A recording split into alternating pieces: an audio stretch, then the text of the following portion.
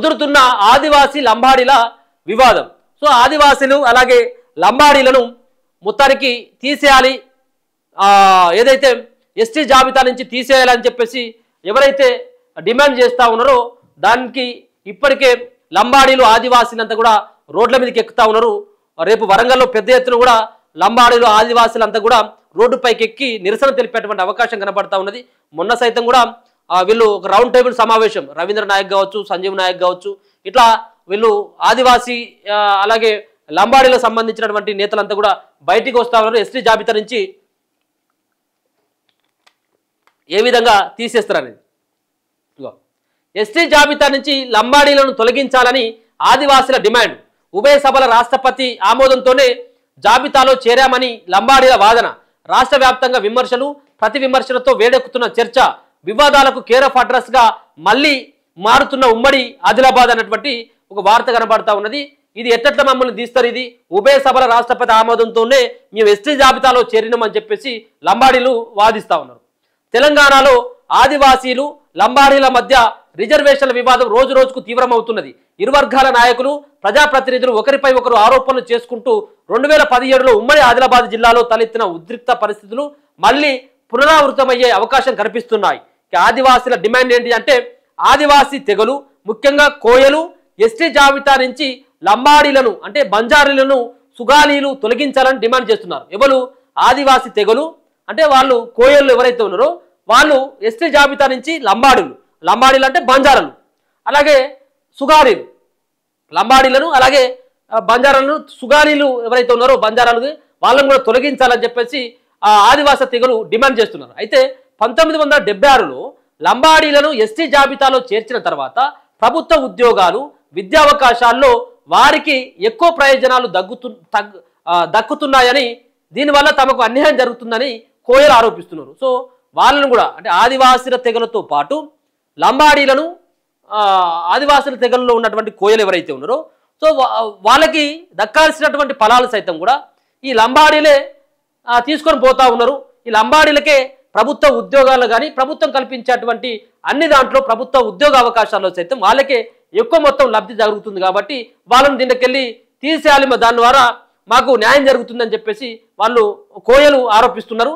ఈ వివాదం 2017-18 ఉమ్మడి ఆదిలాబాద్లో కొమరంభీం ఆసిఫాబాద్ జిల్లాలో తీవ్ర రూపం దాల్చింది. కోయలు తమ హక్కుల కోసం సుప్రీంకోర్టును కూడా ఆశ్రయించింది. సో 1976లో లంబాడీలను ఎస్టీ జాబితాలో చేర్చినప్పటి నుంచి ఈ వివాదం మొదలైంది. దీనివల్ల తమకు ఉద్యోగాలు, విద్యా అవకాశాలు తగ్గాయని కోయలు వాదిస్తున్నారు. 1976 తర్వాత ఇతర రాష్ట్రాల నుంచి లంబాడీలు పెద్ద సంఖ్యలో ఆంధ్రప్రదేశ్లోకి వలస రావడం స్థానిక ఆదివాసీలకు నష్టమని నివేదికలు పేర్కొంటున్నాయి. ప్రస్తుతం అధికారంలో ఉన్న కాంగ్రెస్ పార్టీ లంబాడీలకు నష్టం చేయాలని చూస్తుందని LHPS నాయకులు ఆరోపిస్తున్నారు. మరోవైపు లంబాడీలు మాత్రం ఆదివాసీలకు బీజేపీ మద్దతుందని విమర్శిస్తున్నారు.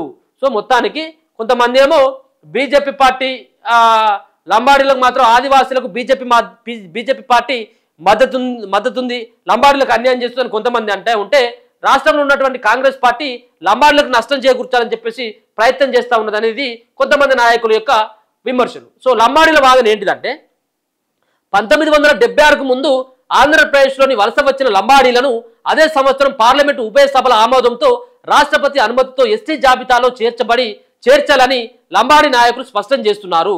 సో రాజ్యాంగబద్ధంగా తమకు లభించిన ఎస్టీ హోదాను ప్రశ్నించడం సరికాదని వారు పేర్కొంటున్నారు. ఆదివాసీ లంబాడీల మధ్య చిచ్చు పెట్టవద్దని, ఇరు వర్గాలు ఐక్యంగా ఉండాలని వారు విజ్ఞప్తి చేస్తున్నారు. ప్రస్తుతం ఇరువర్గ నాయకులు, ప్రజాప్రతినిధులు ప్రతి సభల ద్వారా తమ వాదనను వినిపించుకుంటున్నారు. ఉమ్మడి ఆదిలాబాద్ జిల్లా ఈ వివాదానికి ప్రధాన కేంద్రంగా మారుతుందని చెప్పేసి కూడా విమర్శకులు అభిప్రాయపడతా ఉన్నారు. సో మొత్తానికి ఈ వివాదం ఇప్పుడు చాలా ముదిరిపోయింది. సో ఏం చేయాలో అర్థం కానటువంటి పరిస్థితి. లంబాడీలు కూడా పెద్ద ఎత్తున కూడా వాళ్ళు కూడా సభలు సమావేశాలు పెడతా ఉన్నారు. ముఖ్యంగా ఎట్లెట్లా మమ్మల్ని ఎస్టీ జాబితా నుంచి తీసేసేటువంటి కుట్ర జరుగుతుందని చెప్పేసి మనతో పాటు సేవాలాల్ సేవల అధ్యక్షులైనటువంటి సంజీవ్ నాయక్ గారితో ఒకసారి మాట్లాడేటువంటి ప్రయత్నం అయితే చేద్దాం. సంజీవ్ నాయక్ గారు మనతోటి లైన్లో ఉన్నారు, ఒకసారి మాట్లాడేటువంటి ప్రయత్నం చేద్దాం. సో అన్న నమస్తే. అన్న, ఒక వార్త కనబడతా ఉన్నది, ముదురుతున్న ఆదివాసీ లంబాడీల వివాదం అంటూ. సో ముఖ్యంగా లంబాడీలని ఎస్టీ జాబితా నుంచి తీసేయాలంటూ ఆదివాసులు డిమాండ్ చేస్తా ఉన్నారు. ముఖ్యంగా కోయలు డిమాండ్ చేస్తున్నారు అన్నటువంటి వార్త. ఏంటిదన్నా మీరు లంబాడీల నుంచి ఎక్కువ మాకు వచ్చేటువంటి ఏవైతే అన్ని రకాలైనటువంటి ప్రభుత్వ ఉద్యోగాలు అలాగే విద్యావకాశాల్లో వాళ్ళకే ఎక్కువ లబ్ధి చేకూరుతా ఉంది కాబట్టి వాళ్ళని జాబితాలకు వెళ్ళి తీర్చేయాలని చెప్పేసి కూడా కోయల యొక్క డిమాండ్. సో ఏంటిదన్న దీని వెనకాల ఉన్నటువంటి వ్యవహారం ఏంటిది, అసలు ఏం నడుస్తూ ఉన్నది, ఎవరు ప్రేరేపిస్తున్నారు, అది సరైనటువంటి నిర్ణయమైనా ఏంటిది, మీ అభిప్రాయం ఏంటిది? ముందు మన తొలి వెలుగు ప్రేక్షకులందరికీ నా యొక్క నమస్కారాలు. వాస్తవానికి ఇప్పుడు 2 క్వశ్చన్లు వేసినారు మీరు. ఏదైతే కోయ రాజ్గోండ్ సంబంధించిన వాళ్ళకి రావాల్సిన వాటా మొత్తం లంబాడీలు దోచుకున్నట్టుగా అక్రమంగా ఎస్టీలలో జొరబడ్డట్టుగా వాళ్ళు దుష్ప్రచారం విషప్రచారం చేస్తా ఉన్నారు. దీన్ని తీవ్రంగా ఖండించాల్సిందే. తగ్గ సమాజం కూడా ఖండించాల్సినటువంటి అవసరం ఉన్నది. ఎందుకంటే భారత రాజ్యాంగాన్ని గౌరవించే వాళ్ళు, భారత రాజ్యాంగం పట్ల ప్రేమ అభిమానాలు చూపిస్తున్న వాళ్ళు, ప్రజాప్రతినిధులుగా ఎన్నికైనటువంటి ప్రతి ఒక్కరు కూడా ఈ ఏదైతే లంబాడీలు అక్రమంగా వచ్చిరనే అంశాన్ని ఖండించాల్సిందే. నెంబర్ 2, విద్యా ఉద్యోగ రంగాల్లో మేమే ఎక్కున్నాం అనేది ఏదైతే ఆరోపణ చేస్తా ఉన్నారో వాస్తవానికి ఈ ఆరోపణకు సత్య దూరం ఉన్నది. ఎందుకంటే మా జనాభా మొత్తం ఎస్టీ పాపులేషన్ లో 40 లక్షల ఎస్టీ పాపులేషన్ ఉంటే అందులో 30 లక్షల జనాభా మా లంబాడి జనాభా ఉన్నది. సహజంగానే 100 మందిలో 90 మంది ఒకవైపు ఉన్నప్పుడు 10 మంది ఇంకోవైపు ఉన్నప్పుడు 10 మందికి రావాల్సిన ఉద్యోగాలు 10 మందికి వచ్చి ఇంకా అదనంగా ఉద్యోగాలు తీసుకుంటే వాళ్ళు 11 మంది ఉంటే మేము 50 మంది ఉద్యోగాలు ఉంటే ఎక్కువ మేమే కనబడతాం. ఎవరన్నా 90 మంది ఉన్న కాడ 51 మందికి ఉద్యోగాలు వచ్చింది అనుకోండి, ఏం కనబడుతుంది, వీళ్ళకే ఎక్కువ ఉద్యోగాలు పోయినాయి అనుకుంటారు సహజంగా. ఇక్కడ అదే జరుగుతుంది. 30 లక్షల జనాభా ఉన్నటువంటి లంబాడీలు వాళ్ళ జనాభా దామాష ప్రకారము ఉద్యోగాలలో ఆ స్థాయిలో లేరు అనేది నేను చెప్తున్న లెక్కలు కాదు, ప్రభుత్వం దగ్గర ఉన్నటువంటి లెక్కలు. మరి ఆ స్థాయిలో 10 లక్షల మంది 31 తెగలకు సంబంధించిన వాళ్ళు 10 లక్షల మంది ఉంటే అందులో అత్యధికంగా లాభపడుతున్నది మొదటి స్థానంలో ఉద్యోగాల్లో మొదటి స్థానంలో ఉన్నది ఎరుకల సామాజిక వర్గం ఉన్నది, రెండోది గోండు సామాజిక వర్గం ఉన్నది, మూడోది లంబాడి సామాజిక వర్గం ఉన్నది. ఇది ఇది ఇది వాస్తవం. ఉద్యోగాలలో వాళ్ళకంటే మేము 3వ స్థానంలో ఉన్నాం. మా జనాభా ఎక్కువ ఉంది కాబట్టి మీకు ఎక్కువ కనబడుతున్నది. మా జనాభా దామాష ప్రకారం మాకు రాలేదు ఉద్యోగాలు. విద్య అంటారా మాకున్న అవకాశాన్ని వాడుకుంటున్నాం. మాకు ప్రభుత్వం కల్పిస్తున్న సంక్షేమాన్ని అవకాశాన్ని మాకున్న తెలివితేటలు చదువు మీద పెట్టి చదువే మాకు ఆయుధం అనుకుంటున్నాం కాబట్టి చదువును గట్టిగా చదువుతాం, కష్టపడతాం. అందులో ఉద్యోగాలు పోతున్నాం, తెలుగు వైపు పోతున్నాం, ఇంకో వ్యాపారంగా పోతాం, తప్పేం లేదు. కానీ దీంట్లో ఎవరో సొమ్ము ఎవరు దోచుకున్నట్టు దుష్ప్రచారం చేయడం దుర్మార్గం. అంటే ఒక మాట అక్రమంగా వచ్చిన మాట కూడా దుర్మార్గం. అదే 1976 తర్వాత సో ఇతర రాష్ట్రాల నుంచి ఎక్కువ మంది ఎస్టీలు అంటే ముఖ్యంగా లంబాడీలు పెద్ద ఎత్తున కూడా ఆంధ్రప్రదేశ్ లోకి వచ్చింది కాబట్టి మాకు సంబంధించినటువంటి రావాల్సినటువంటి ప్రతిఫలాలు అందట్లేదు అనేది కూడా వాళ్ళ యొక్క వాదన. ఇక్కడ ఏంటంటే అసలు యాక్చువల్లీ 76లో మేము కాదు ఎస్టీలం, 76లో రావడం అనే మాట రాంగ్. మేము ఆదివాసులం. 1871 క్రిమినల్ ట్రైబల్ చట్టంలో మేము ఉన్నాం. బ్రిటిషర్స్ లంబాడీలను బంజారాలను క్రిమినల్ ట్రైబల్స్ గా చేర్చింది 1871లో నేను మాట్లాడేది. అంటే అప్పుడే మేము ట్రైబల్స్. ఈ ఊరు నిజాం రాష్ట్రం వేరు, భారతదేశం అప్పుడు బ్రిటిషర్స్ కింద ఉన్నటువంటి పాలన మీకు అందరికి తెలుసు. బ్రిటిషర్స్ ఒకవైపు, నిజాం రాష్ట్రం ఇంకోవైపు ఉంది. నిజాం రాష్ట్రం కింద మేము లంబాడీలము 1931 జనాభా లెక్కలు నిజాం రాజు జనాభా లెక్కలు చేపిస్తే అందులో ట్రైబల్ కింద ఉన్నటువంటి తెగలు 13 తెగలు ఉంటాయి. 13 తెగలలో మా లంబాడీ తెగ ఉంది. అందులో 31లో ఉంది, 41లో ఉన్నది. మా 31 జనాభా 3 లక్షల చిల్లర, 41 జనాభా 4 లక్షల చిల్లర. ఇది ట్రైబల్ పాపులేషన్ కింద గణాంకాలు కాబట్టి నేను చెప్తున్న మాట కాదు, అది ఇప్పటికీ ఆధారాలు ఉన్నాయి. కాబట్టి నేను ఆధారాలు మీకు సబ్మిట్ చేస్తే మీరు చూపించండి అందరికి.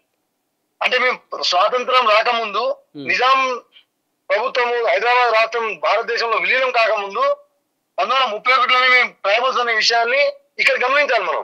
ఇది జనాభా లెక్కల్లో జరిగినటువంటి ఆ లెక్కల ప్రకారం నేను చెప్తున్నట్టు ఆధారం. అప్పట్లో నిజాం ప్రభుత్వము మా గిరిజన సంక్షేమం కోసం ఏర్పాటు చేసిన పాఠశాలల్లో 40 పాఠశాలలు లంబాడీలకు సంబంధించి ఏర్పాటు చేసిరు, 30 కోయలకు సంబంధించి ఏర్పాటు చేసిరు, 20 గోండ్లకు సంబంధించి ఏర్పాటు చేసినారు. ఓకే, అది అందులో తొర్రూరు ప్రత్యక్ష సాక్ష్యం. తొర్రూరు ఒక పాఠశాల ఉంది, సిరోల్ కాంపెల్లో పాఠశాల ఉంది. మీరు పోయి చూడొచ్చు లంబాడీలకు సంబంధించిన పాఠశాలలు. సో ఏంటిదన్న అంటే ముఖ్యంగా మాజీ ఎమ్మెల్యేలే ఈ సంబంధించినటువంటి దానిపైన వాళ్ళు కేసు వేసిండ్రు. ఇక్కడ క్లియర్ కట్ ఏంటంటే అసలు లేని పంచాయతీని ముందుకు తెస్తున్నారు కావాలని. ఎవరై ఉంటారంటారు? ఏ పార్టీకి సంబంధించిన నేతలు అనుకోవచ్చు, కొంతమంది కనబడుతుంది. తెల్ల వెంకటరావు గారు ఇప్పుడు ప్రస్తుతం ఏ పార్టీ ఏమడి ఉన్నాడు? తెల్లవాంగి కాంగ్రెస్ పార్టీలో ఉన్నారు ఇప్పుడు ఆయన. స్వయం బాబురావు ఏ పార్టీలో ఉన్నాడు? కాంగ్రెస్ పార్టీలో ఉన్నారు కదా. అవును అవును. నేనేమంటున్నా అంటే కాంగ్రెస్ పార్టీకి వీళ్ళకు సంబంధం ఉందా లేదా తేల్చాల్సింది కాంగ్రెస్ పార్టీ. ఓకే, కాంగ్రెస్ పార్టీ దీని వెనకాల ఉందా లేదా అనే ఆరోపణను సమాధానం చెప్పాల్సింది కాంగ్రెస్ పార్టీ. ఓకే, వదిలేసి ఇప్పుడు మనము ఈ మొత్తం సమాజాన్ని దృష్టి మళ్లించి వాళ్ళ లబ్ధి పొందాలని చూసే పెద్ద కుట్ర జరుగుతున్నది. వాళ్ళ ఇంకో ఆరోపణ ఏంది, 71లో వీళ్ళు 1,00,000 జనాభా ఉంటే లంబాడి సామాజిక వర్గం, ఇది ఈ 81కి వచ్చేసరికి 4 లక్షలు ఎట్లయితారని చెప్పేసి వాళ్ళు ఒక ఆరోపణ చేస్తా ఉన్నారు. 71లో జనాభా లెక్కల్లో ఉన్నప్పుడు తెలంగాణ ప్రాంతంలో సంబంధించిన లంబాడీసు, పంజారాసు అప్పుడు గణాంకాలలో జనాభా లెక్కల్లో బీసీల కింద ఉండిరి. ఇది గమనించాలి. మేము 31లోనే 3 లక్షల జనాభా, 41లోనే 4 లక్షల జనాభా. అంటే 50 జనవరి 26 నుంచి భారత రాజ్యాంగం అమలు జరిగిన కాడి నుంచి జనాభా లెక్కల్లో ఎస్టీ కింద ఈ సామాజిక వర్గం లేకపోవడమే ఆ లెక్కల్లో కనబడట్లేదు. కానీ 81కి వచ్చేసరికి జనాభా లెక్కల్లో ఎస్టీ కింద మా బంజారాకు గణాంకాలు లెక్కించబడ్డాయి. కాబట్టి ఆ సమాజం నుంచి 4 లక్షల జనాభా ఉన్నట్టుగా మనకు ప్రస్ఫుటం అవుతుంది, 11 లక్షల జనాభా ఉన్నట్టుగా ప్రస్ఫుటం అవుతుంది. అంటే ఏంది, 71లో మేము ఎస్టీ జనాభా కింద గణాంకాల్లో మేము లేము. అది ఒక కుట్రపూరితంగా దాన్ని మా లంబాడి సామాజిక సంబంధించిన తెగను తప్పించినారు, ఆ లిస్ట్ లో లేకుండా తప్పించినారు. ఇది వాస్తవము.